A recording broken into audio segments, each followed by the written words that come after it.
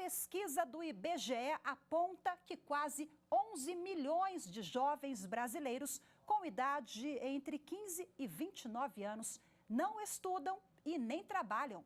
Na prática, isso significa que 1 a cada 5 pessoas na faixa etária não está matriculada em escolas ou universidades, nem exerce qualquer ocupação profissional.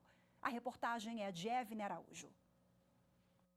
Eles estão sendo chamados de geração nem estuda, nem trabalha. Esse fenômeno tem sido analisado nos últimos anos pelos institutos de pesquisa. E são diversos os fatores que levam os jovens a ficarem fora da escola e do mercado de trabalho. Alguns estão nessa situação devido ao desemprego ou falta de educação adequada. Outros por questões familiares, de saúde, empreendedorismo ou desinteresse nas ocupações disponíveis no momento. O levantamento feito pelo IBGE, o Instituto Brasileiro de Geografia e Estatística, aponta ainda que o fato de não haver instituições de ensino de qualidade e oportunidades de trabalho próximos de casa também contribui para colocar cerca de 800 mil homens e mulheres nessa situação. Ainda de acordo com o relatório, em 2022, entre os jovens de 15 a 29 anos do país, 10 milhões e 900 mil não estudavam nem trabalhavam. 4 milhões e 700 mil deles disseram que no ano passado não procuraram emprego nem gostariam de trabalhar. Do total de pessoas jovens que não estudam e não estão ocupadas na juventude, pouco mais de 61% eram pobres, com renda domiciliar per capita menor que R$ 34 por dia. E 14,8% eram extremamente pobres, com renda domiciliar per capita abaixo de R$ 11 por dia, de acordo com as linhas de pobreza do Banco Mundial. A especialista em recursos humanos, Carolina Borges, alerta que jovens que não estudam e nem trabalham podem ser um problema para o desenvolvimento da economia do país. Abrem-se as vagas e às vezes você não tem as inscrições necessárias ou as pessoas desistem no meio do processo, às vezes sem nenhum tipo de explicação. Isso impacta, claro, o processo de sucessão, de formação dessas categorias de base para encarreiramento no negócio e, claro, economicamente isso também é um baque, representa um risco alto para a geração de riqueza para o país. A especialista também pondera que esperar muito para arrumar uma ocupação profissional pode prejudicar o jovem na hora de competir por futuras vagas no mercado de trabalho. Quando eu não coloco a mão na massa, eu não procuro, por exemplo, um trabalho voluntário, um estágio, me envolver, por exemplo, às vezes no início, bem no início, com um programa de menor aprendiz, eu vou perdendo tempo de criar essas histórias que vão ser contadas numa entrevista. E aí eu fico em desvantagem quando eu estou falando de outros candidatos que começaram a fazer isso cedo. Então, se eu passar um curso inteiro, por exemplo, estudando apenas, e deixar para procurar um emprego, uma oportunidade mais para frente, a chance de eu não conseguir essa vaga, ela é maior. Bom, e agora, para a gente repercutir esse assunto, eu recebo aqui no estúdio da TV Justiça a diretora da Associação dos Advogados Trabalhistas do Distrito Federal, doutora Caroline Sena. Seja muito bem-vinda. Boa tarde, doutora Carol. Boa tarde, Rafaela. Boa tarde aos telespectadores aqui do Jornal da Primeira Edição. Um prazer. Bom, prazer é nosso. Eu gostaria de que a senhora explicasse para a gente de que forma, no âmbito do direito, da justiça, essa geração neném, esse movimento, essa tendência, ela afeta as relações trabalhistas. É importante dizer, Rafaela, que essa geração, esse fenômeno, ele não é restrito só ao Brasil. Ele é um fenômeno mundial, mas aqui no âmbito do Brasil, ela afeta diretamente porque começa a ter uma precarização das relações de trabalho. Esse jovem que fica por muito tempo nem estudando, nem trabalhando, quando ele retorna, ele sempre retorna com um passo atrás. Ele sempre retorna ganhando menos, porque também nós estamos diante de uma geração, essa geração Z, que ela é muito conectada, ela é muito antenada, ela tem acesso a muita informação. Então você imagina, a pessoa não trabalha, não estuda e, paralelo a isso, tem todo um grupo de jovens da mesma faixa etária que tem avançado. Então, quando esse jovem vai para o mercado de trabalho, ele vai de uma forma completamente precarizada. Ele perde em salário, ele perde em tudo, em qualidade mesmo, em capital humano, né? Esse investimento no capital humano, que é o capital do estudo, o capital do trabalho, ele acaba atrasando e fazendo com que toda a sociedade, porque reverbera em toda a sociedade.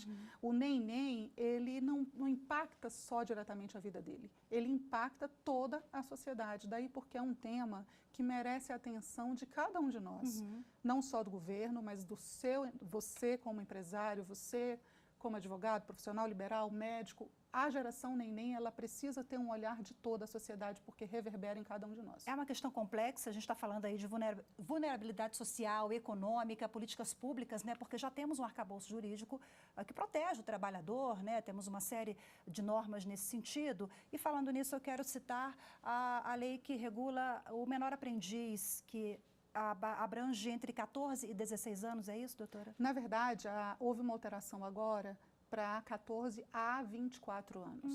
Né?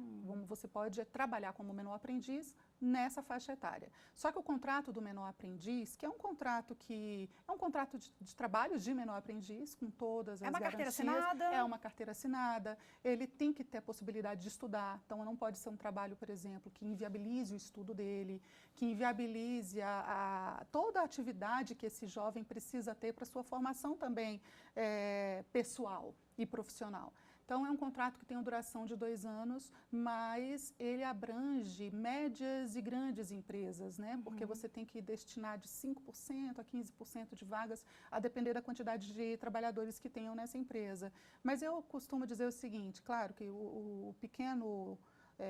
a pequena empresa ela não vai conseguir, mas é possível que ela dê uma atenção especial para o jovem que precisa de um primeiro emprego, ainda que ela não tenha uma obrigatoriedade em razão do número de trabalhadores que ele tem ali. O trabalho temporário também é uma porta de entrada importante, né? É uma porta de entrada, porque ela também né, ela tem que observar qual é o valor da hora, da jornada, né? É uma pessoa que vai ter direito a férias, a 13º, tem todas as garantias, né, de um trabalhador que exerce aquela atividade, porque o trabalho temporário é um trabalho basicamente em substituição, mas eu não vejo que o jovem, assim, ele é uma porta de entrada, mas não é uma garantia interessante para o jovem. Ele não vai ficar desempregado, mas provavelmente ele vai ter um problema se ele continuar sempre de trabalho em trabalho temporário, porque vai haver uma precarização, né? Ele acaba cobrindo, como se fossem bicos, mas bicos formais.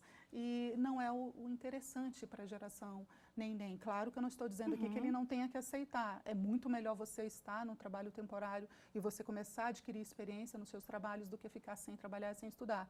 Mas o trabalho temporário, ele não pode ser o fim. Ele é só um meio para que você alcance um objetivo melhor. E ele não dá essa perspectiva, né? Porque não. Tem ali o prazo. Ele tem um prazo. Que ele será encerrado. Que ele será encerrado. Bom, agora uma outra questão importante quando a gente fala dessa geração neném se refere à aposentadoria, porque isso impacta lá na frente. A pessoa não estuda, nem trabalha, não contribui.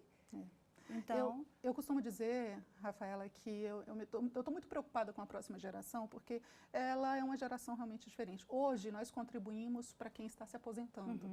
Alguém está contribuindo, vai contribuir para nós nos aposentarmos. E o que vai ser? Porque o nosso sistema, ele é contributivo, ele não é retributivo. Seria muito interessante se a gente trabalhasse todo o tempo, durante toda a nossa vida, e, poxa, cumprir, né, contribuir, agora eu posso me aposentar. Mas não, o sistema, né, da nossa Previdência, ele é contributivo.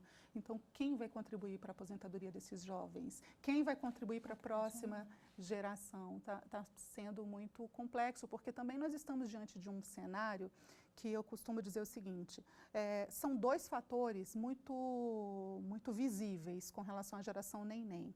Claro que ela é residual para as camadas de maior renda e ela é muito visível para as de baixa renda, inclusive num recorte de gênero, de raça, que é muito grave, porque as mulheres são as mais neném e pretos e pardos também estão mais inseridos nesse neném. Mas são 2 palavras que me vêm muito fortemente. Uma é a necessidade, porque alguns são neném por necessidade e outros facilidade.